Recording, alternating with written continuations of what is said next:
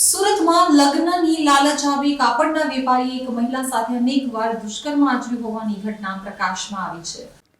તું નગ્ન થઈ અને મને વિડીયો કોલ કર, હમણાં જ મોકલ, તેમ કહી મોડેલને બરડા ઉપર નબીરાએ સિગરેટના ડામ આપ્યા હોવાનું અલથાણ પોલીસ તપાસમાં બહાર આવ્યું છે.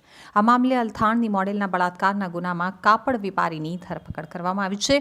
અલથાણ પોલીસે વેપારીને રવિવારે કોર્ટમાં રજૂ કરતા તેને લાજપોર જેલમાં ધકેલી દેવામાં આવ્યો છે. આ ઉપરાંત મોડલ ઉપર નજર રાખવા પુત્ર મિતેશે સંપત જઈને તેણીની કારમાં સંતાડીને જીપીએસ પણ લગાવ્યું હતું. વધુમાં 35 વર્ષીય કાપડના વેપારી મિતેશ સંપત જઈને વર્ષ 2018માં ફોટોશૂટ કરવાના બહાને અલથાણની 28 વર્ષીય મોડેલને બોલાવી પ્રેમ જાળમાં ફસાવી હતી.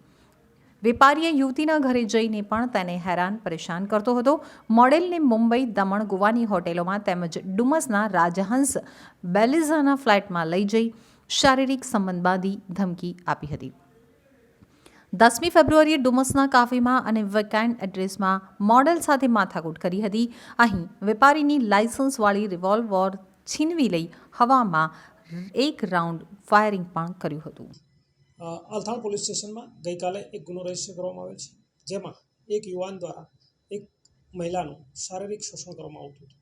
જે બાબતે તેણે રજૂઆત કરતા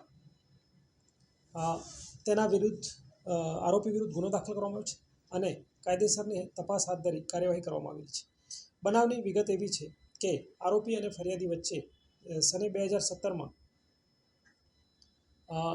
પરિચય થયેલો અને આરોપી ટેક્સટાઇલના વ્યવસાય સાથે સંકળાયેલો હોય ટેક્સટાઇલની જાહેરાત માટે ફોટોશૂટ કરવાની બાબતે તેમનો મળવાનું થયેલું અને ત્યારબાદ આરોપી અને ફરિયાદી એકબીજાના પરિચયમાં આવતા સંબંધ કેળવાયેલો અને સને 2020થી આરોપી અને ફરિયાદી સાથે શારીરિક સંબંધ બંધાયેલો.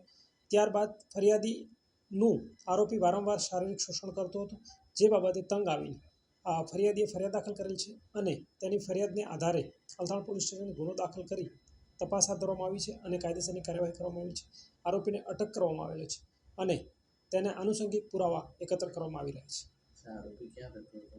આરોપી ગોળદોડ રોડ ઉપર રહેતો હતો અને ટેક્સટાઇલના વ્યવસાય સાથે સંકળાયેલો છે.